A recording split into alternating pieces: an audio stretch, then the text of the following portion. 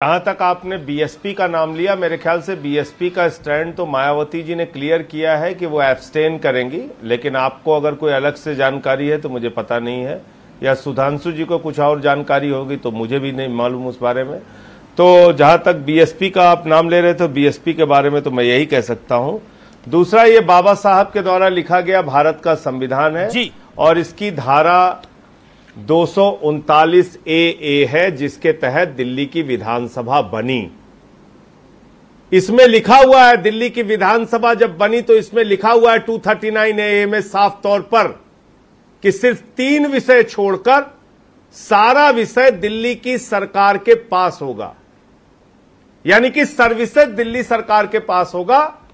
और इसी के बारे में सुप्रीम कोर्ट ने निर्णय दिया, 5 जजों का फैसला आया, जिसको 8 दिन में ऑर्डिनेंस के जरिए यह बदल दिया गया।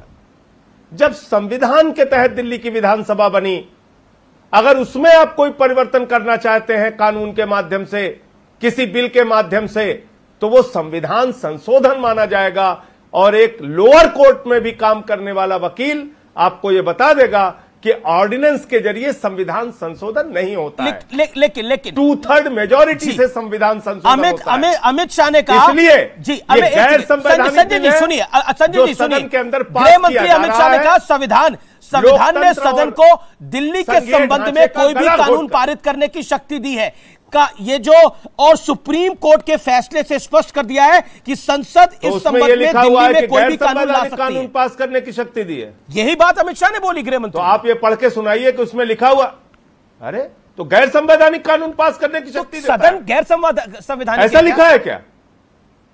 पार्लियामेंट गैर संवैधानिक है? नहीं, मैं आपसे पूछ रहा हूं, क्या ये संविधान गैर संवैधानिक बिल पास करने का अधिकार देता है अमित शाह जी को, या उनकी पार्टी को, या उनकी सरकार को? आप बार बार सुप्रीम कोर्ट का की बात कहते हैं। आप कहते हैं सुप्रीम कोर्ट ने ये बोला, सुप्रीम कोर्ट के फैसले ने स्पष्ट किया और आखिर की लाइन में कहा कि इस संबंध में दिल्ली में कोई भी कानून देश का सदन ला सकता है। यह विरोध राजनीतिक है, संवैधानिक आधार पर नहीं किया जा रहा। यह बात अमित शाह ने ऐड करी। 3 विषय पे ला सकते हैं, 3 विषय पे ला सकते हैं, है अधिकार उनके पास, मैं तो आपके सामने कह रहा हूं। लेकिन सर्विसेज जो 5 जजों का फैसला दिल्ली सरकार के पक्ष में आ गया, अच्छा, उस पे कानून लाके आप पलट रहे हैं। उस फैसले के आखिर में क्या लिखा था? आप कह रहे हैं सदन कोई भी कानून दिल्ली के पक्ष, दिल्ली के मुद्दे पर ला सकता है कि नहीं ला सकता? अरे भाई, मेरी बात तो पूरी हो जाने दीजिए। बोलिए संजय जी। आप पूरी बात ही नहीं होने दे रहे हैं। अच्छा बोलिए। हाँ, मैं ये कह रहा हूं, डॉक्टर से अच्छा काम आपको लेना है, लेकिन अगर वो कुछ भी गलत करे उसकी ट्रांसफर पोस्टिंग आप नहीं कर सकते। इंजीनियर से अच्छा काम आपको लेना है, लेकिन वो कुछ भी गलत करे उसकी ट्रांसफर पोस्टिंग आप नहीं कर सकते। डीएम से अच्छा काम आपको लेना है जी, लेकिन वो कुछ भी गलत करे उसको ट्रांसफर पोस्टिंग आप नहीं कर सकते। आप मुझे बताइए, सामान्य सी बात बताइए, क्या एक चुनी हुई सरकार के पास यह अधिकार नहीं होना चाहिए?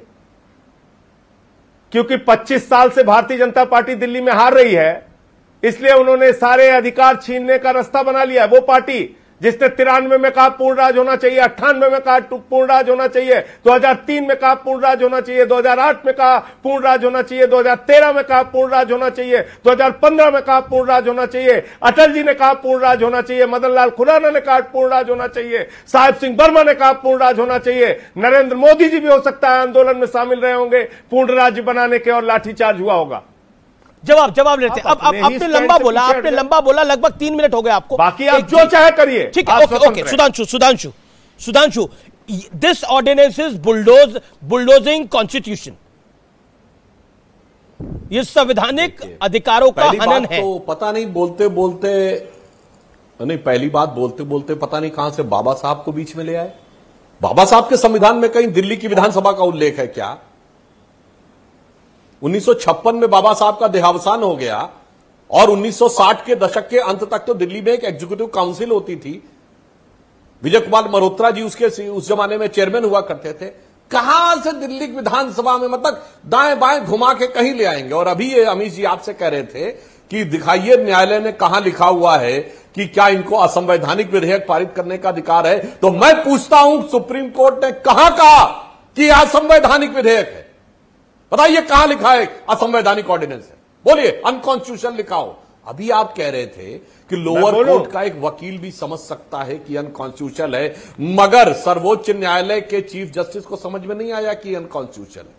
उसको सीधे कहना चाहिए था, कोई विचार नहीं, दिस इज अनकॉन्स्टिट्यूशनल, रिजेक्टेड। ऐसा तो नहीं कहा, तो अपने मन से आके कुछ भी व्याख्या करने लगना। और इन्होंने कहा कि अफसरों के ऊपर वो कोई काम करे तो हम कंट्रोल नहीं कर सकते। अमीश जी, जब नहीं कंट्रोल था तब तो शराब का घोटाला कर लिया, इतना गजब का काम कर लिया, पॉलिसी भी चेंज करवा। जवाब और ये कहते हैं कि हम नहीं कंट्रोल। अरे एक सर, इतनी देर 3 मिनट इन्होंने बोला नहीं कंट्रोल था। मैं आपके अधिकारों का हनन नहीं करूंगा सुधांशु जी, लेकिन मैं कह रहा हूं कि क्योंकि मैं भी उनसे क्वेश्चन आंसर कर रहा था, इसलिए आप 10 सेकंड अपनी बात को रख लीजिए। आप भी 3 मिनट लेंगे तो काम नहीं चलेगा। ओके जी, नहीं 3 मिनट में नहीं लूंगा, मुझे उतना लंबा बोलने की जरूरत नहीं है। ठीक है, 10 सेकंड। तो मैं ये कह रहा हूं, जब नहीं कंट्रोल था तो केजरीवाल जी का मकान बनवाने के लिए पेड़ भी कटवाने का क्लियरेंस ले लिया और 10-10 करोड़ के अंदर के ढेर सारे बिल बनवा लिए। गजब है साहब, जब नहीं कंट्रोल है तो इतना कर लिया है, जब रात है इतनी मत वाली तो सुबह का आलम। जवाब ये दिल्ली की जनता समझ सकती है। ये बड़ा पॉइंटेड बात है संजय जी। क्या सुप्रीम कोर्ट ने ऑर्डिनेंस को असंवैधानिक कहा और क्या संसद में कानून लाना असंवैधानिक हो गया है? आम आदमी पार्टी ये बात कह रही है। मैं आपसे ये कह रहा हूं, सिर्फ ये कह रहा हूं, नहीं, बहुत सारे बिल जो इन्होंने पास किए हैं पार्लियामेंट ने, उसको सुप्रीम कोर्ट ने पहले भी गैर संवैधानिक घोषित किया है। कोई ऐसी नई बात नहीं है। अगर आगे आएगा, अभी तो सुनवाई चल रही है, इतनी बेचैनी, इनको दिखाने की जरूरत ही नहीं है कि कहां गैर संवैधानिक। सुधांशु कह रहे हैं एग्जाम्पल बताइए, सुधांशु कह रहे उदाहरण बताइए, किस बिल को असंवैधानिक बताया जो मोदी सरकार ने पास किया है?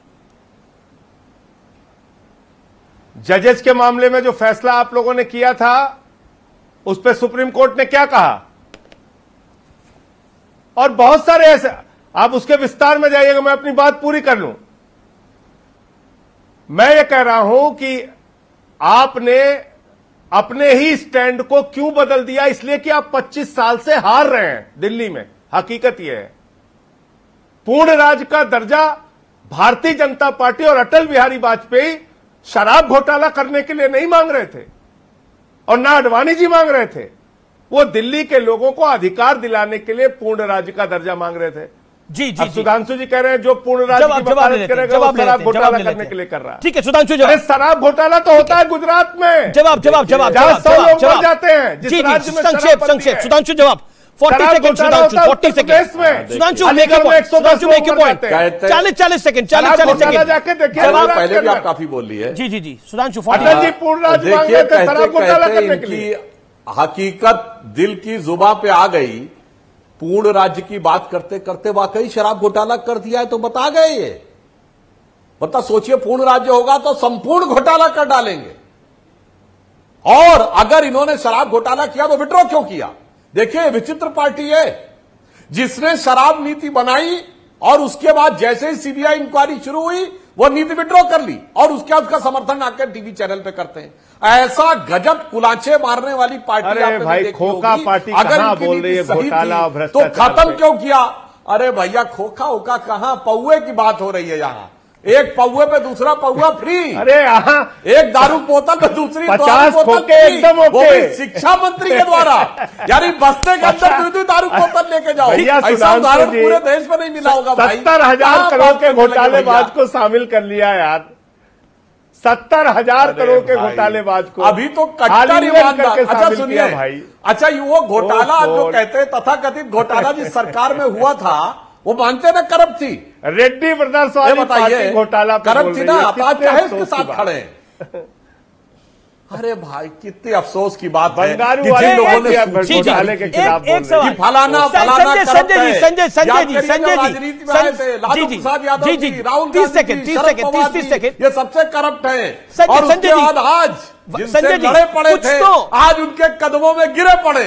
संजय जी कुछ तो मजबूरियां रही होंगी, ऐसे ही तो आप लालू यादव के साथ नहीं आ गए, ऐसे ही तो आप शरद पवार के साथ नहीं आ गए, ऐसे ही तो आप कांग्रेस के साथ नहीं आ गए। जिस कांग्रेस को आप भ्रष्ट कहते थे, परिवार तंत्रवादी कहते थे, उसको इतने सारे उस पर आरोप लगाते थे, जिस लालू यादव को आप करप्शन का मसीहा कहते थे, उस लालू यादव के साथ आज आपको बैठना पड़ा। मैंने तो आपको बात तो कहा, अधीर रंजन चौधरी की सही है ना, मजबूरी तो कुछ नहीं होगी।